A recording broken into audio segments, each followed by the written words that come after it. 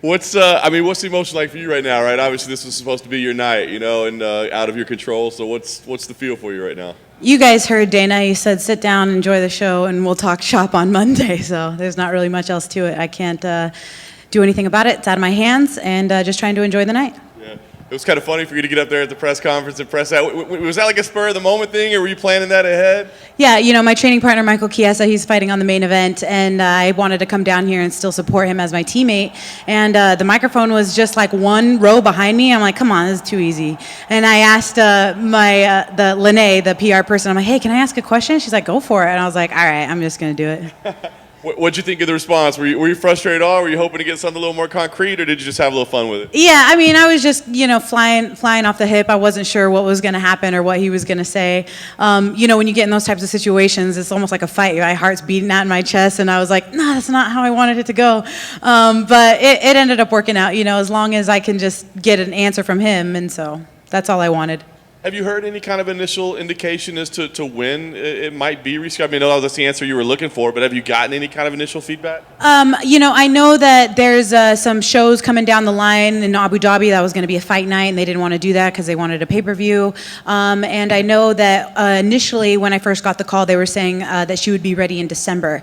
I just got done talking to Dana. He says that they're going to talk shop on Monday and get something nailed down and concrete. And at the end of the day, the most important thing is I already know that I have the fight, and unfortunately, it didn't work out tonight, but I'm confident that later on down the road, it's definitely going to happen. If it is December, is that, I imagine the ideal would have been tonight, but is December too far down the road, or is that just the reality of it? It's not ideal for me right now because I'm in shape. I'm ready to go. I've been training since March 1st, I literally have been in 3 camps back to back. I went from Germaine, fought a month later against Sarah McMahon. After Sarah McMahon, I didn't take any time off. I was going to fight Holly Holm. Holly Holm fell out of the fight, and they told me then I would be fighting Amanda. And so I've been in 3 camps back to back, and I haven't fought since January. So it's a little bit frustrating. I feel like you bleed me dry. Like, what is this, your game plan? You know what I mean? Like, what is the motive here? Especially because I heard from a teammate of hers that she hasn't even been training. And even when she was healthy and is healthy, she has barely been in the gym. And so that part is frustrating for me because I have been making this fight my top priority. I have been living in the gym. My house is a launching pad. I literally just go there, change clothes, take a shower, and go to the next one. My kid has been, taking all the sacrifices just like I have. She lives in her car seat.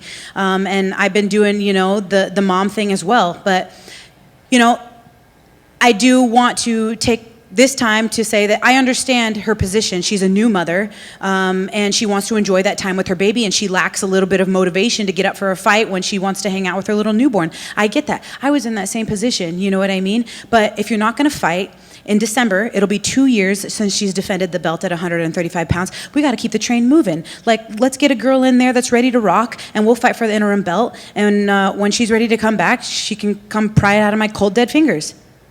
Well, I guess a lot of it will depend on, exactly what day plays out. But what is your plan now? You just mentioned all the sacrifice you made. Do you feel like you need some time off and let's get out of the gym for a little while? Or do you feel like, let's go right back in there and stay ready? It's just great for me. I'm just going to continue to get better and continue to hone in on my skill set and just do everything that I need to do to make sure that when December rolls around or whenever she's good and ready, I will be ready.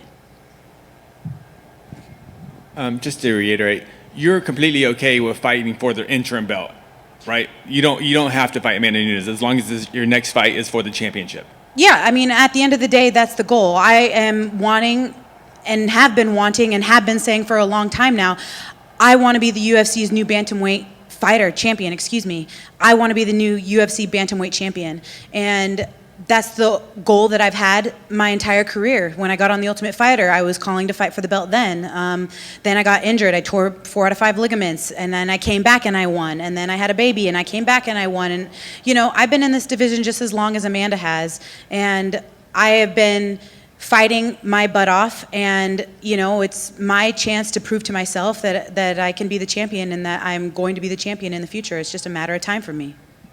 And with all these fight cancellations, not to get too much in your personal business, but this has to hurt financially. This is a lot of time and commitment, camps, and with no paycheck at the end. Like, how are you just handling this in just day-to-day life? It seems very mean, frustrating. Absolutely. You know, I have been flying girls in. I've been paying for their food. I've been renting cars. I've been paying for hotel setups. There's been a lot of expenses occurred on my end. I have coaches, you know. I have a daughter that I need to feed, you know. So this is just...